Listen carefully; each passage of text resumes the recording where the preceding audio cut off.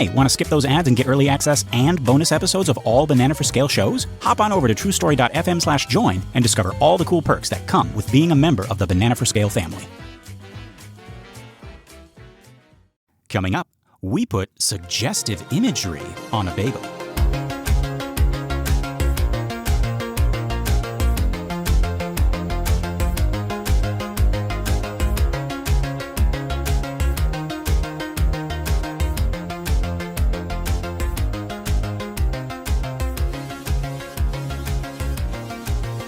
Are we allowed to do that?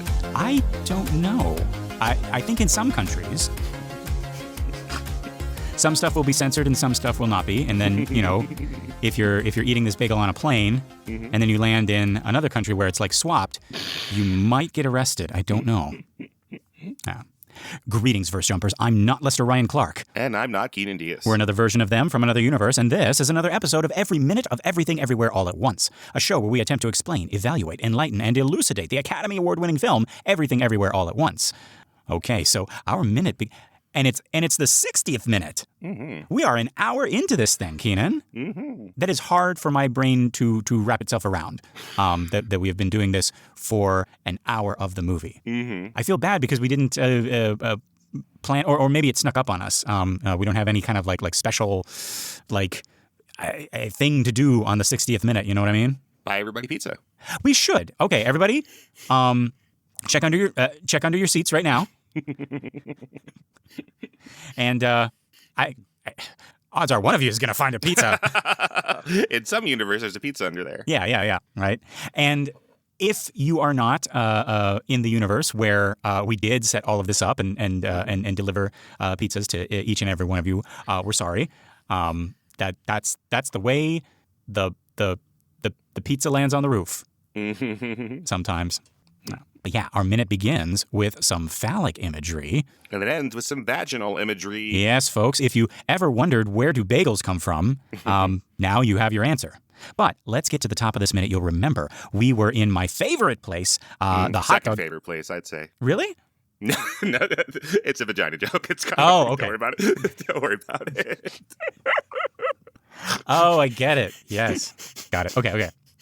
We were in my favorite place, the hot dog universe, and Evelyn had just pushed her lover, hot dog Deirdre, away. And now she catches sight of that TV screen again, playing Soldier and Queen. Remember that they have hot dog fingers too, and they had just started romantically sticking them in each other's mouths. And now, when Evelyn turns back, we see that both the Soldier and the Queen are dribbling what appears to be ketchup and mustard from their mouths. I didn't catch this the very first time I watched it. Actually, maybe even the second time. I didn't catch the ketchup at first.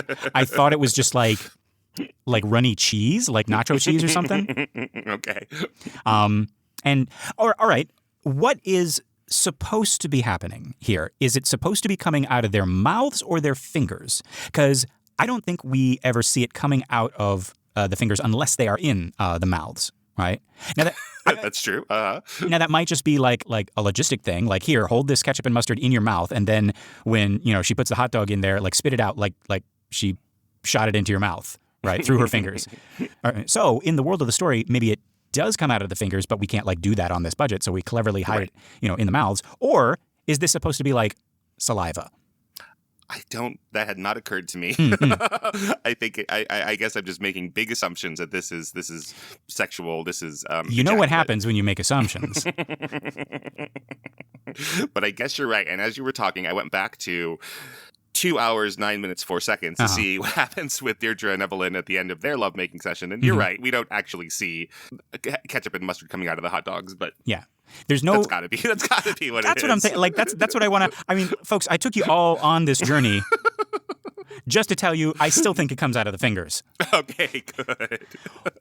But I'm saying, like devil's advocate over here. And I raise, and this devil has hot dog fingers as well. Doing little devil hands at the concert. Exactly.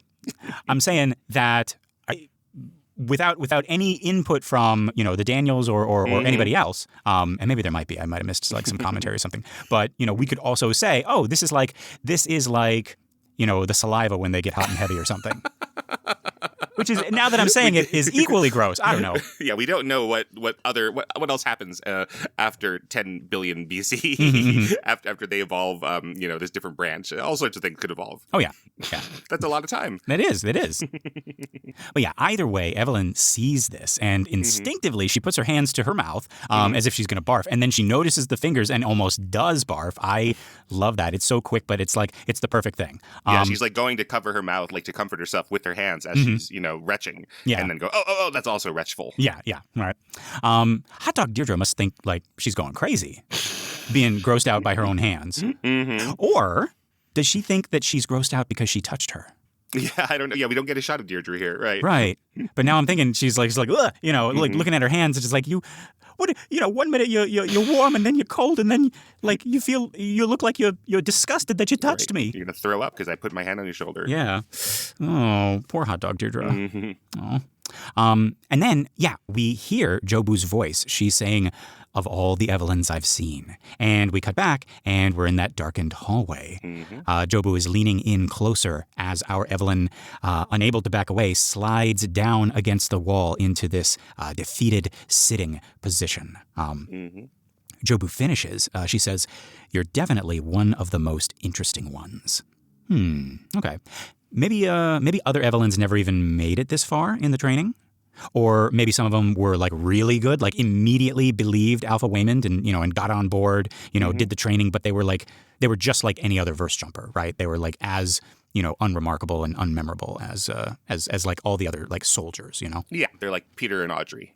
Right. Trying their best. Yeah. I feel bad now. It's like not to say that they're not memorable. Like you guys know what I mean. Right. But they can't survive Jobu, stopping the Winnebago and going in there or anything like that. They couldn't. Right. They can't hack it. They're not the Neo. They're not the savior of the universe. Right. Yeah. So in our 2022 script, we don't quite have this dialogue. We have some other dialogue that so we're not sure when they've decided to go away from this, whether they shot this or not. So when we cut back from Evelyn taking a look at the soldier and the queen doing this, this says here, the hot dog couple move into the final phase of their love ritual. So that's pretty clear there. Okay. It says, they place their hot dog fingers in each other's mouths. A red and yellow substance that looks like ketchup and mustard oozes down their lips. It's beautiful. So a little bit more help here that this is supposed to be beautiful. Okay. And then we cut back to the 9th floor. Evelyn says, "It's wrong. So wrong."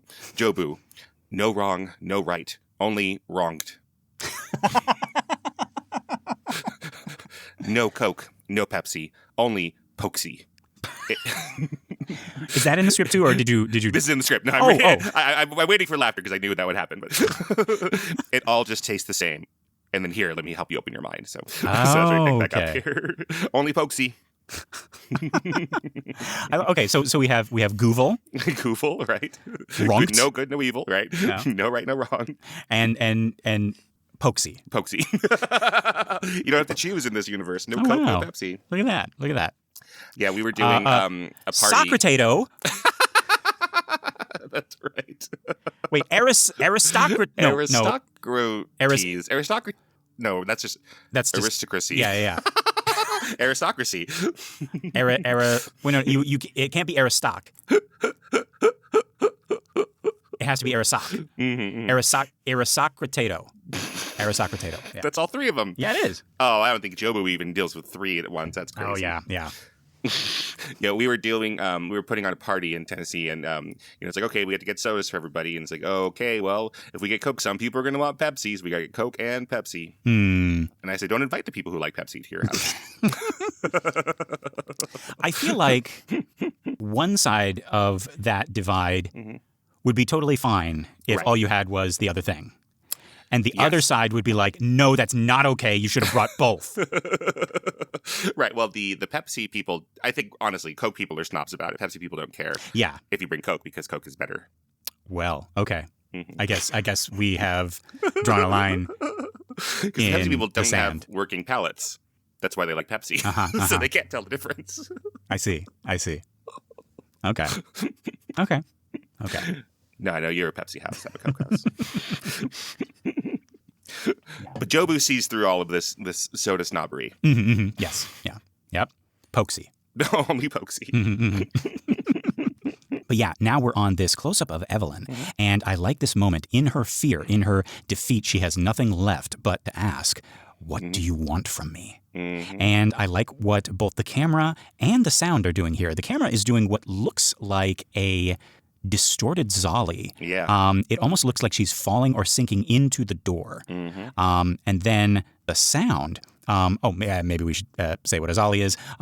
So it's a zoom and a dolly shot, right? Yeah, so it's the zooming in and dolling out, or vice versa. And Right. but this one looks odd. I don't know how they're achieving this. It's If like this they're is doing it in a digital or- funhouse mirror or something. Yes, and we get weird flashes on her face of some kind of light that we can't quite understand the shape of. Yeah. Kind of like when we've had the paparazzi flash bulbs on her before, but in an odd shape. Right. Yeah.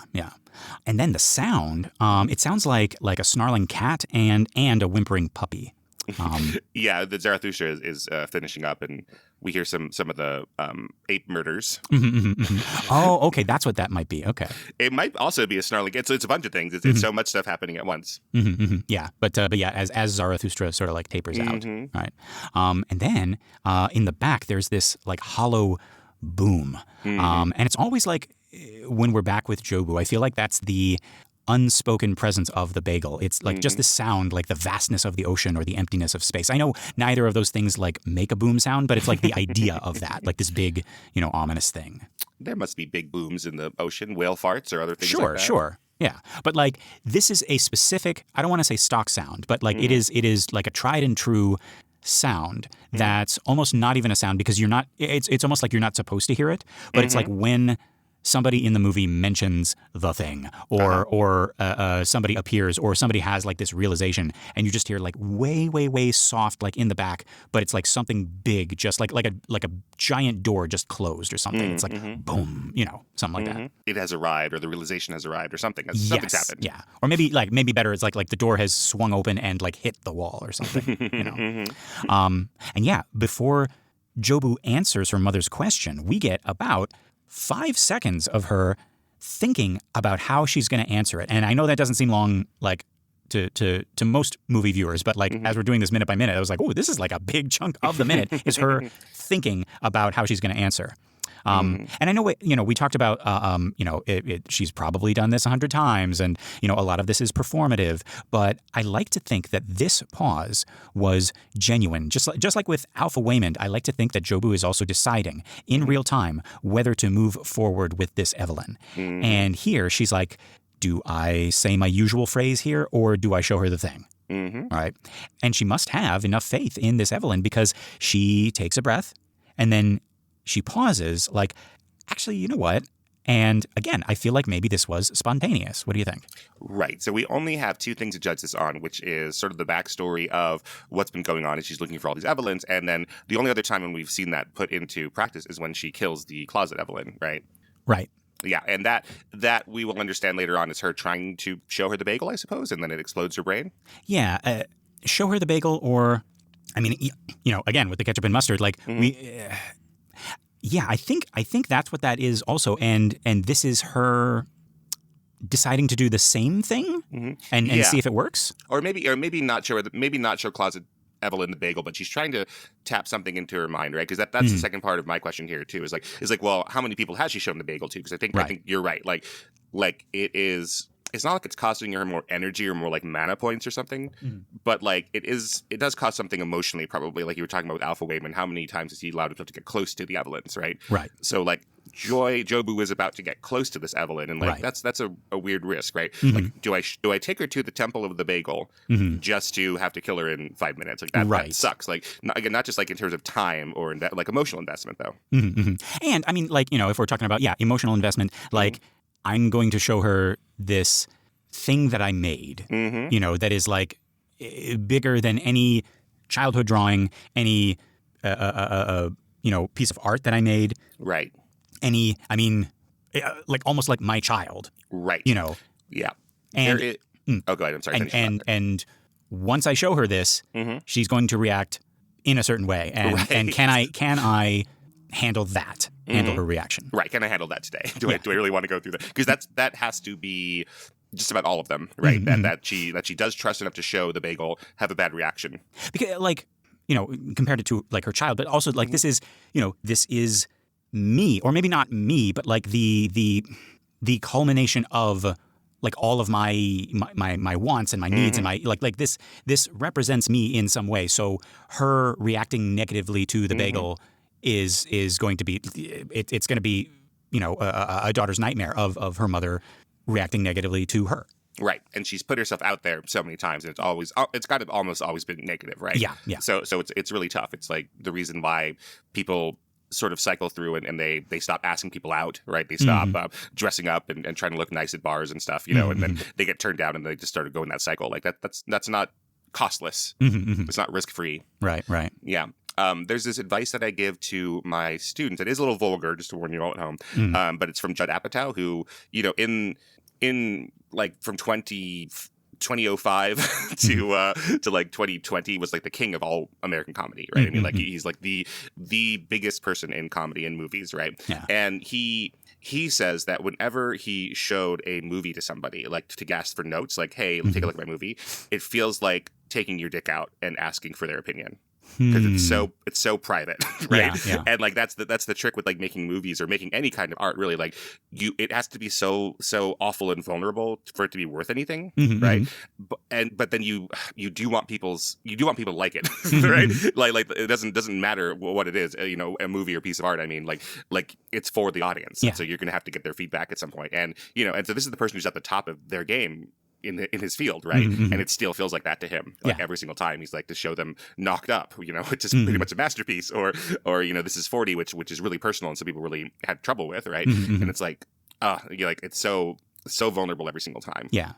I mean, you're essentially like it's even more naked than naked, right? Because like, you can be like, oh yeah, this is the body that, the universe gave me, whatever, but like this is me more than like any body part.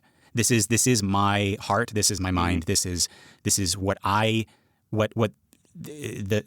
thing inside this body that I can actually call me. Right. This is what that has created. Like I have made something. Yeah, and I guess even more than your actual private parts, like a piece of work you've created is you have the hubris to think it's worth showing to people, right? And like, hey, I think this is ready to show to people, and then when they say no, it's like, oh, gross. Like I'm even worse than someone who has a bad piece of art. I thought that this was ready, right? And I'm like wasting their time, and So the bagel is like a child. Is like art is like her school shooting plans. You know what I mean? Like hey, if I show this to you and you don't think this is cool, then I'm trying to destroy the entire universe with this or whatever. Right. Like, oh, that's a big emotional letdown. Yeah. So she's literally like, let me help you open your mind, but like she's laying her own mind bare. It's like her manifesto, and her diary, all those things at once. Yeah.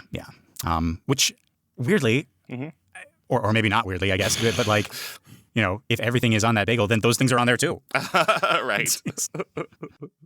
Yeah. So we watched Everything Everywhere All at Once in my class this week. I do it every fall. Oh. I didn't watch it. My students watched it. Have we talked about that on this show yet? How like with The Exorcist, which we spent 3 years on, people will be like, oh, you should watch The Exorcist. And we're like, no, I'm never going to watch The Exorcist again. I mean, I don't want to make it sound like that movie is dead to me. Like, I'll watch it, But really? not for a while. Right, not for a while.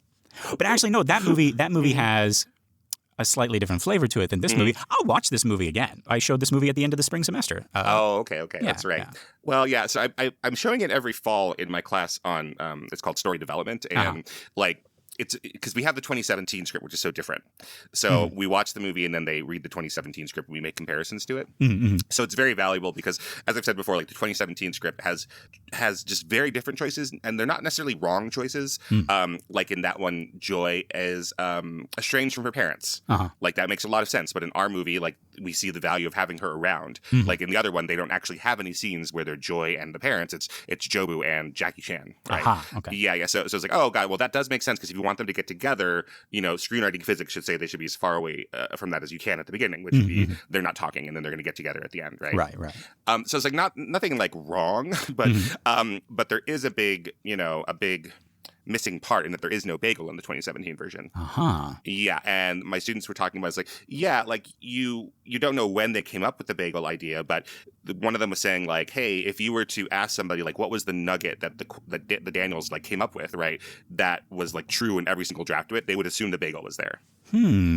Like so that they discovered that somewhere in this delay when, so in many ways, like, we didn't get to make the movie with Jackie Chan. We had to take a 5-year hiatus off. That sucks, right? But actually much better because at some point they came up with the bagel universe and the idea of the Everything Bagel. Yeah. So, we don't have that. So what this scene is about in the 2017 version, because it's not about Jobu going to her father, Jackie Chan, and like trying to show him the bagel universe and get his buy-in on this piece of art / manifesto / diary that she's come up with. So what this scene is I am going to kill you in this hallway. So it's just much more conventional. That's what you would think it would be, I suppose. It's not like a bad idea, but So that's what this is here. So it's not a moment where the villain is coming in and telling the hero, like, hey, let me give you a little glimpse into my universe and see if you want to join me. It's not a seduction scene. It's not a war of philosophies. It's just I'm going to kill you with my cat gun. Oh, right. Linus, yes. Linus the cat gun, yeah. So here we just have Jobu standing over Jackie with her cat gun. Jobu, if it makes you feel any better, in another universe, I'm not about to kill you. She cocks her cat gun. Meow. But then she's saved by Alpha Winona. Oh, I see. So it is her teaching Jackie a little bit of the rules of the universe. But it is kind of that cliche of like, hey, I'm showing you my evil plan, but the whole time I was just wanting to kill you anyways. Yeah. The confidence that I can tell you this now because you're not going to be around. Right. Yes. Got it. Huh. Yeah. So this is one of the biggest changes from the original script, I think. Yeah, definitely. Yeah. Okay. Well, no, see, every time you tell me one of these, I just like you, I see, it's like, oh yeah, that sounds fun. Right. But I still like what we got.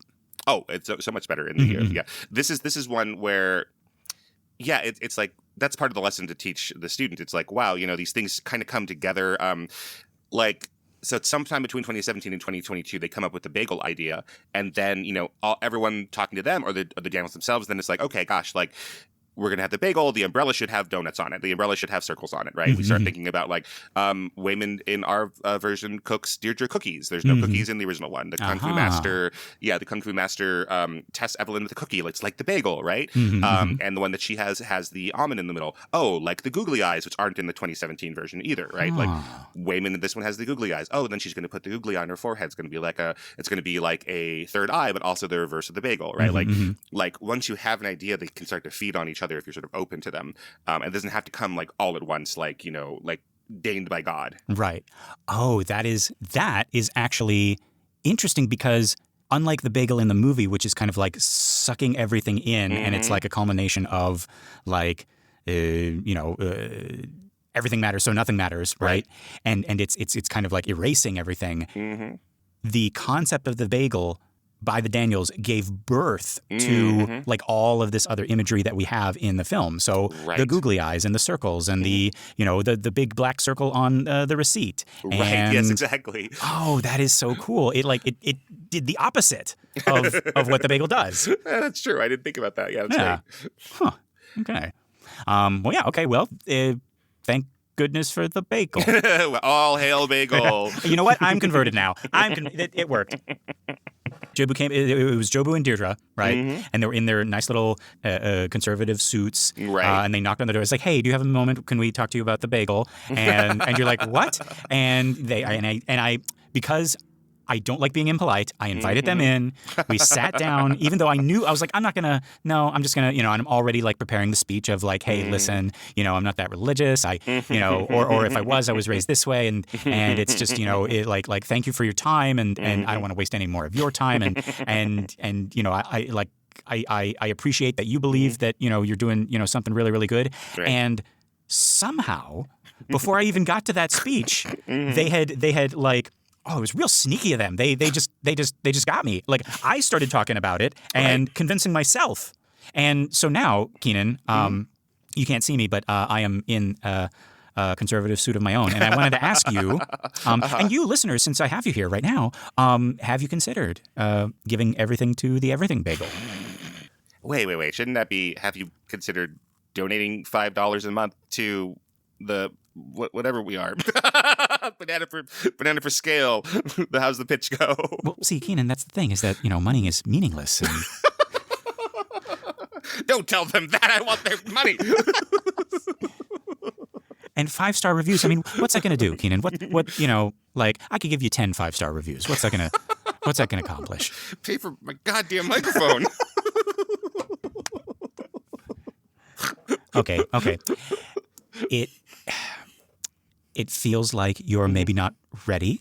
So I'm gonna and see, this is when, like, if the first thing didn't get me, they're gonna look at each other, and it's this performative, like, look. They're like, no, this one's not the one, and they're gonna close their little book, and they're gonna be like, yeah, I think we made a mistake here. I'm gonna be like, no, really, I can, you know, I want to hear what you have to say.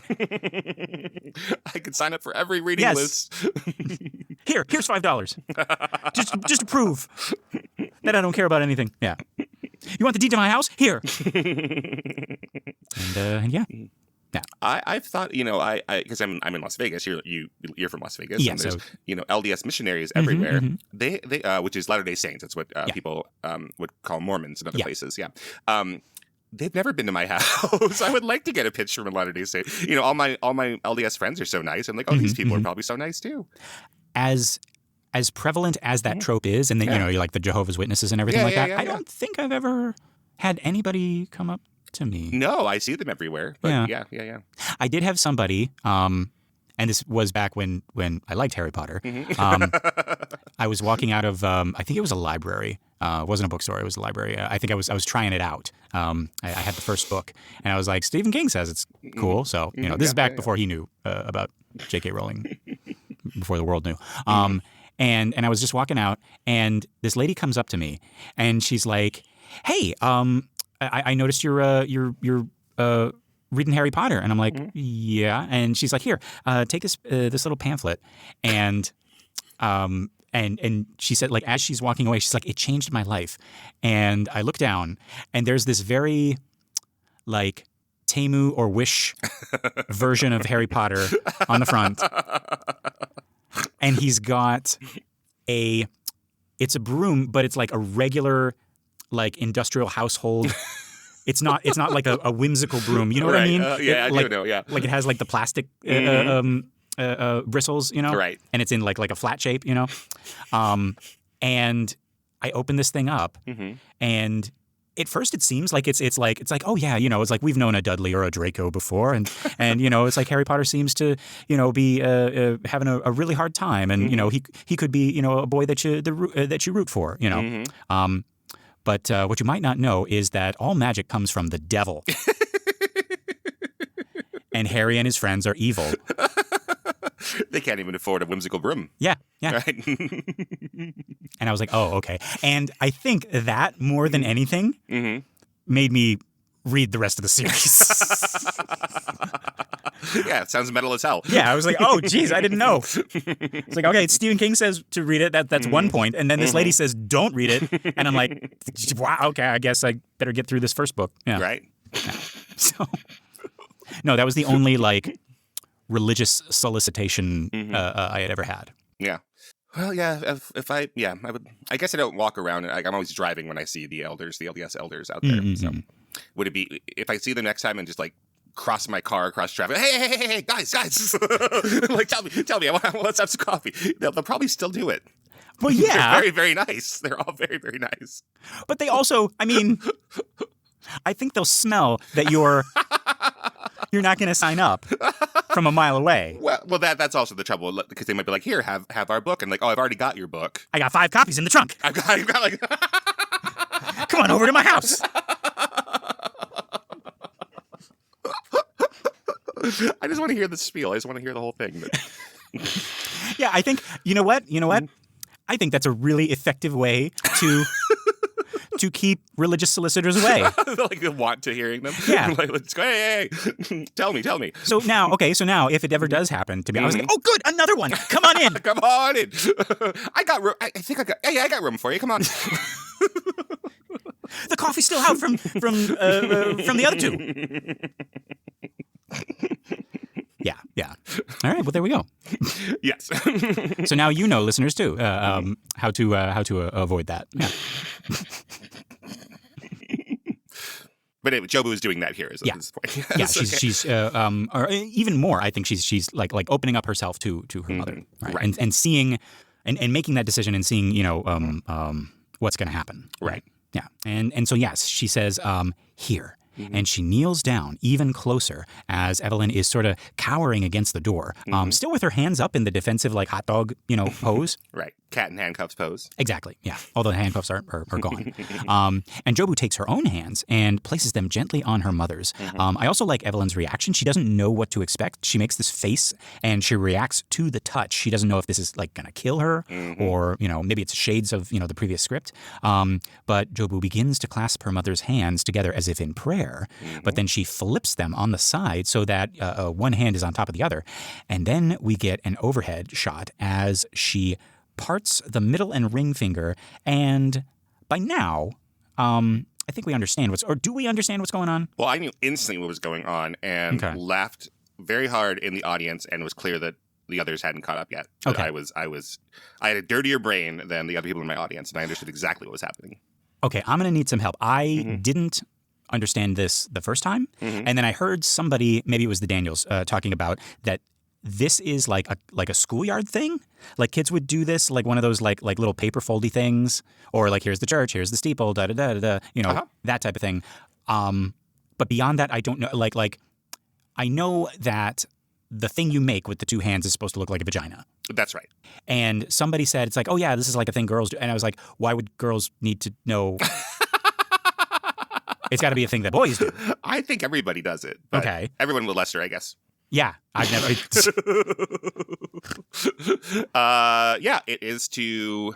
Well, I don't really remember a world where I didn't know this, so I can't really recall the first time I saw one of these. But it's probably that someone says like, "Hey, hold your hands out like this, hold your hands like this," and then they show you, and then you're like, and they're like, "It looks like a vagina," and you're like, "Oh," because like you wouldn't, if you've never seen a vagina, you wouldn't know that this is vaginal. Okay, huh. I thought so. So like there's it's nothing not labeled in there, Right? Yeah.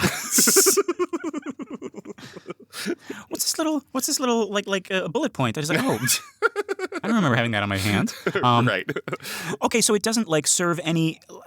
Because I thought it was like one of those other like little. It's like oh, you'll see your future husband, or like with those paper things. It's like pick a number, okay, and then pick a color, and then like you open up one of the little flaps and it says like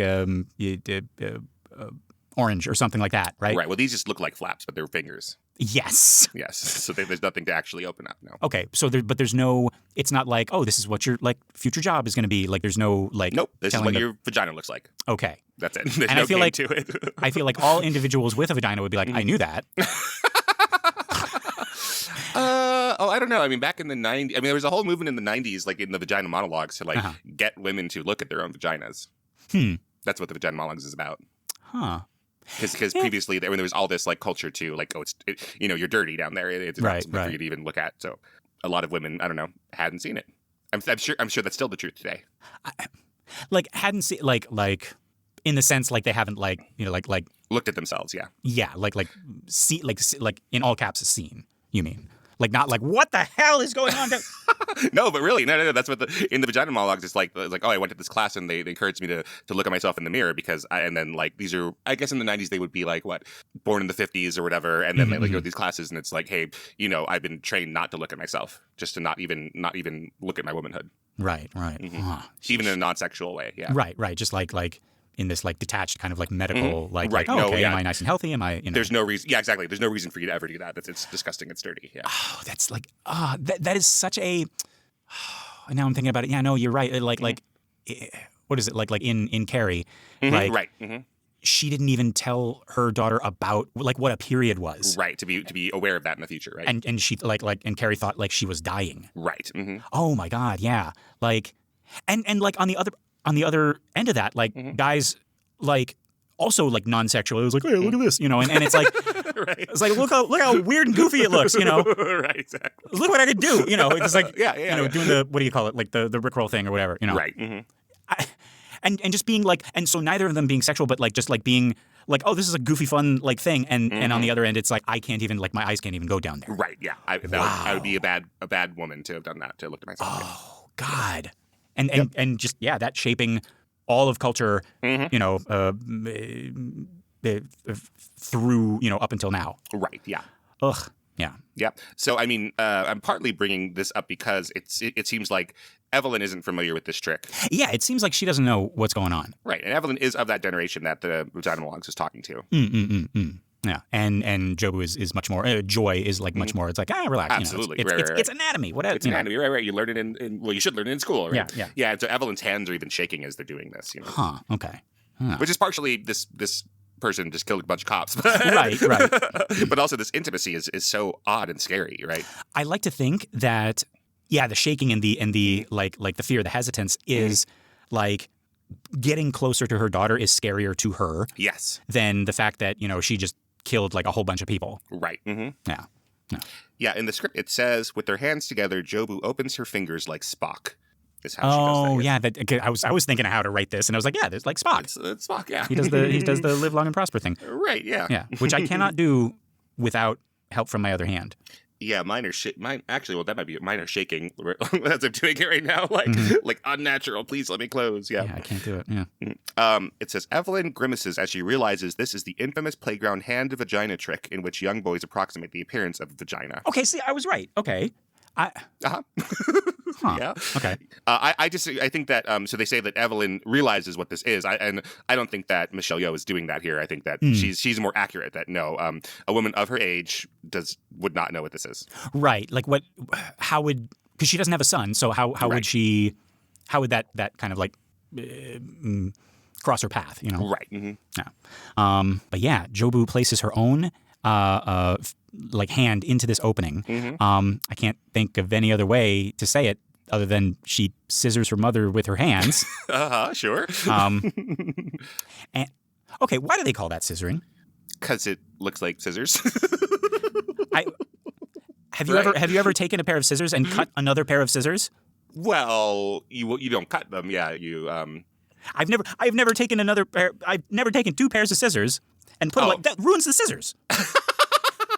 I thought I was a really serious child, and you missed out on both of these things. Yes, I have taken scissors and scissored scissors with them, for sure. To what end? To go, yeah, you know, you're like 3 or whatever. I don't know. Okay. I think you can take safety scissors and do that pretty easily nowadays. Sure. Okay. Well. Now, if I am ever in a situation where there are two scissors, you know.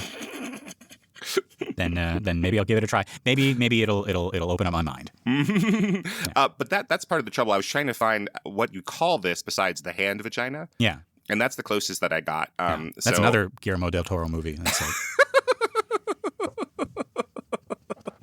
the guy with hand vaginas for his hands. Yeah. Yes. No, but yes, like I couldn't find an agreed upon name for this. So yeah, hand vagina is as close as I can get. That's what we called it in class the other day when we were talking about it. Yeah. Well, there we go. Yeah. But it did bring up like other signs that people have Wikipedia articles for them that I've never. The fig sign, which is basically like make like you've stolen your cousin's nose. Okay, got it. Okay, so you got his nose in between those fingers, right? Mm-hmm. So in a lot of other cultures, it apparently is like a mildly vulgar like to you, and sometimes it means sex. Oh. Yeah, so got your nose. And so if someone from some cultures would see us do this to our little cousins, they would be very, very disgusted by that. Interesting. Huh. I know the AOK sign like means asshole in some cultures. Yeah, I've heard that. The call, right? Yeah. Oh yeah, this even says in Japan. This is called the. Oh. You have to finish that, I think. Well, I was reading the katakana. This is called SEKUSU. Thank you for saying it in just that way. Thank you. So stop. SEKUSU. Yeah. Yes. Stops su stop thing. So SEKUSU. Yeah, Yes. Yeah. There we go. But Belgium, Denmark, Germany, it's an invitation to have sex. In Indonesia, it is sexual intercourse. Yeah. Mm-hmm. So those doublemint ads have a whole nother layer. Yeah, I think so. You know, once the businessman who's running late, you know, rolls all over that wet paint bench and now has a pinstripe suit. And then he smiles at that lady. Doubly insane, yes. Yeah. Smiles at that lady and gives the okay sign. A bunch of Europeans are like, are they going to fuck? Well, yeah, look at his confidence. Yeah, look at him, yeah. The other hand vagina I got is something called the yoni mudra. So, okay, let's think here. How do you do this? I don't know if I can describe this one, but so you take your thumb and index finger and make a little diamond. Like hold your thumb and index fingers. Sorry, hold both your hands together at the thumb and index finger. Okay. You'll make a I little see. Diamond. Right? Like you're describing someone with a really tiny penis. I'm looking at mine. It looks pretty big. No. 2 hands. I see what you mean. Sorry. Make a little tent with I thought you were making like a little itty bitty. Okay. No. Sorry. Okay. Okay. So with both your thumbs and your forefingers, both your thumbs and your you touch them together and it makes a diamond. It makes Okay, a diamond. got it. Then take your middle finger and listeners, I hope you're doing this at home as well. Unless you're driving, Jesus. Yeah, don't do that. And then you take your 2 middle fingers and you touch your second bones together. So it's kind of like a squished heart. Oh, I see. Okay, and this is called the yoni mudra, and it looks a little bit like the womb is the idea. Okay. So it's supposed to suggest the womb, and apparently in like some spiritual practices, that is a palm sign that they do to talk about this. But yeah, this is obviously some Eastern spiritual practices because this says that the vagina is a positive thing. So right. I was saying like source of power and life. As you were describing it, it was like there was no like hesitance. There was no and this describes the dirty. This is right. The place of the origin of life. Right. Yes. Essentially. Yeah. Yeah. But apparently this playground one that I knew instantly at this shot what it was. I cannot find a name for it. All right. Well, all I could find when I type in hand vagina, besides some dirty things, is a College Humor skit that is very funny with some boys on the playground doing this, and then a Beavis and Butthead clip where Beavis and Butthead do this, but it's obscured. It's like censored by like the classroom desk they're behind, as Beavis shows Butthead what this is. I see. I think I have seen that College Humor. Is that where like the kid actually has a baby? Yes. Just breathe. It's coming. I can see the head. Okay. Yeah, exactly. One of them kind of becomes the doctor, and they go. That is very funny. Yeah, the baby comes out and it's all bloody, and then a 4th kid comes up and says, "Hey, you guys want to play kickball?" And they drop the baby. I forgot about that. Yeah, so that's all I have. Hand vagina. That's all I got. Well, there we go. Yeah, we got a lot out of that one. Yeah. Except, no, if you all have a name for this, I would love to know. Yes, please. Yeah, because right now it's on the long list of things that like everybody knows, but nobody has like a name for. Yeah. Right. Mm-hmm. Okay. I also want to talk about the music here. I really like this track from Sunlux. Right. It's called Everything Bagel, and it actually starts out a little different from the movie. Maybe the first part is just like too quiet to hear, but the first thing that I hear in the movie are those strings sort of climbing like a choir of voices. Mm-hmm. And I really like that. But if you go and listen to the track, that's actually like 30 seconds in. And there is this chaotic but rhythmic beat at first. It almost sounds like machines clanging or drums, and that builds, and then the strings take over. It's really great. I highly recommend, like, just whatever you're doing, even if you are driving, pull over. Just put in just Google in YouTube Sunlux, Everything Everywhere, Everything Bagel, and you'll hear that beginning. It's really cool. Yeah, and I really like this next shot here, as Jobu says, "Take a peek."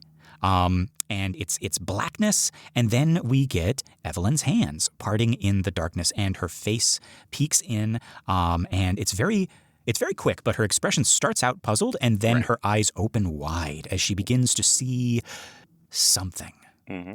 And then we get the opposite of that shot. We are looking at the fingers as they are parting, and we're looking at the palms. And we travel through Evelyn's hand. We see the ring on her finger, nice detail. Mm-hmm. And then we see the very obvious vaginal shape the gap between Jobu's fingers make. And it opens, and we see light coming through, and we move toward the light. Mm-hmm. All right, I have caught a continuity error. Uh-oh. that this time I'm not going to be proven wrong about. So I was wrong about two Officer Anthony's. I understand that, yes. But this is one of the more famous sequences from Everything Everywhere, even though it's a relatively new film. Yeah. But this shot of the hand vagina, Jobu has a white glove on her right hand, and in these shots there is not one. Hang on. I know she has the white glove. I was going to comment on the white glove. Triple check me because I have been wrong before.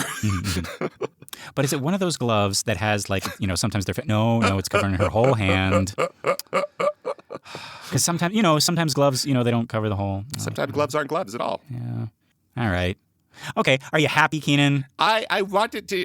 It's not that I'm trying to prove that the movie is bad or anything. I'm trying to prove that continuity mistakes don't matter. That was the entire reason why I was bringing it up about Officer Anthony, and that I was wrong. I was like, no. The point is, like, this feels emotionally correct. Like, it is better. That shot is better to not have the white glove because it'll look more like a vagina. It looks like skin, human skin, right? Yeah, it has to. It like for the whole effect, the whole purpose of this. Yeah, it has the what to be effect?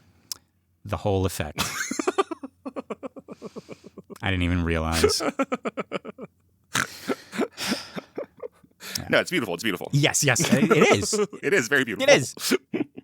That's those Daniels again. Like the first fart makes you laugh and the last fart makes you cry. Like within a few seconds. So the overhead shot makes you go and no one else is laughing yet. And then and then as it gets clearer what's going on, then people in the audience are laughing and like, okay, good. But then once we get in there, it's like. It's beautiful. It is. We're about to really see it in the next minute. when we go through it. But it is beautiful. It is the creation of life and intimacy and woman power and everything. Yeah, you can't. You like this started out with her hands in prayer, and then we flipped them on the side. Like I feel like you can't get away from that. You can't separate the connection of like sex and creation, and then. It's just a hop, skip, and a jump to religion and creation. It just like that's it literally being God and creating life. And we have that power, and we have decided, culturally to look at our bodies, which were, according to some religions, made in the Creator's image, and et cetera, and be like, ew, this is evil and gross, and let's not look at that part or whatever, right? Right. Yeah. It's just like I don't think you can separate that. I think they're always going to be like just creation and the ultimate, and the infinite, connected with sex.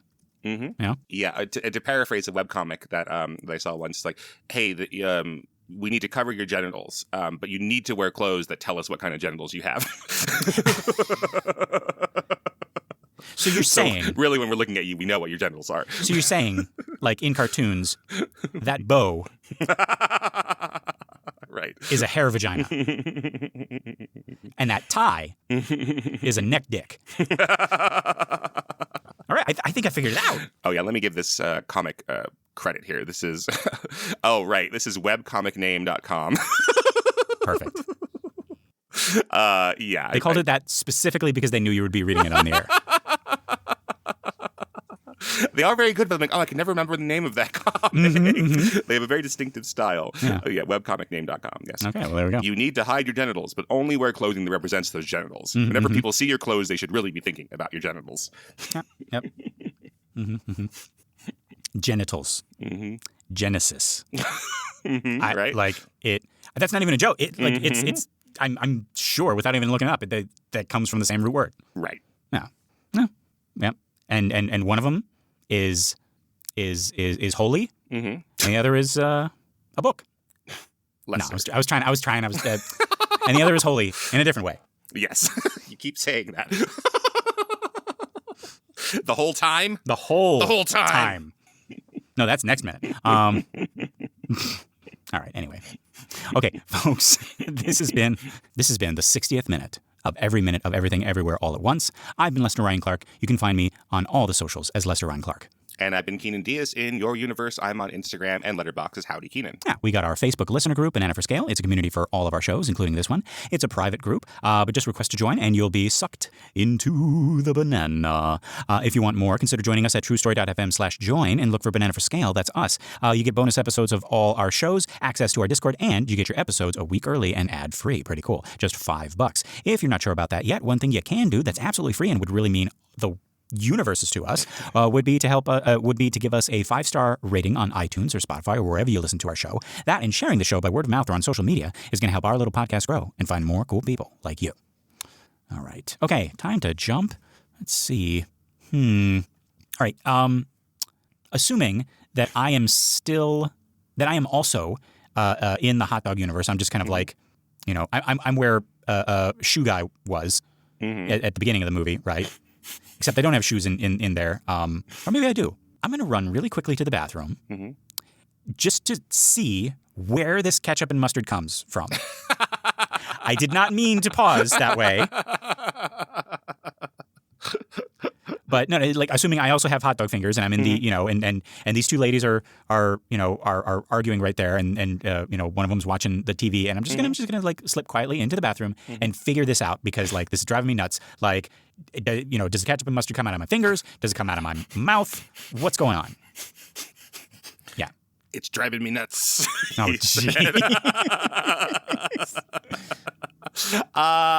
you're right. The extra, the background actor behind Evelyn doesn't have shoes on at the laundromat. Oh, is that. Is everybody's feet bare? Well, the soldier has boots. He has his boots. Okay. But on the TV show, but maybe, maybe. Well, that might just make sense, right? That seems special, right?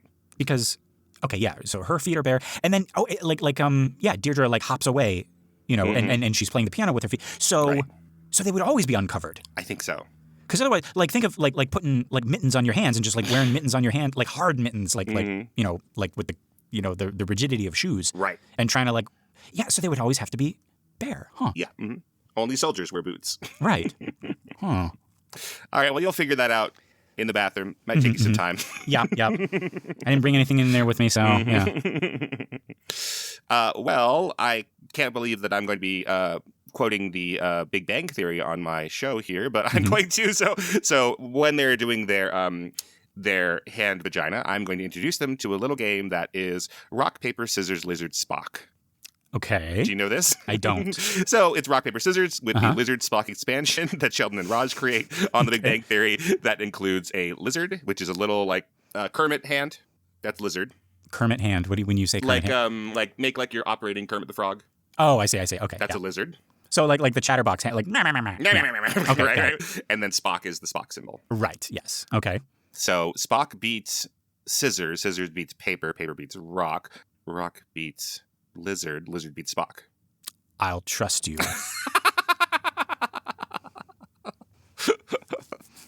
You lost me at Spock beats paper. Scissors cuts paper, paper covers rock, rock crushes lizard, lizard poisons Spock, Spock smashes scissors, scissors decapitates lizard, lizard eats paper, paper disproves Spock, Spock vaporizes rock, and rock crushes scissors. Right, we knew that. And if both of them get scissors, you then got yourself a party. Well, I think that's when the bagel shows up. Anyway, okay, all right, we got our stuff. Kynan, are you thinking what I'm thinking? That there is no Kynan and no Lester, only Keister.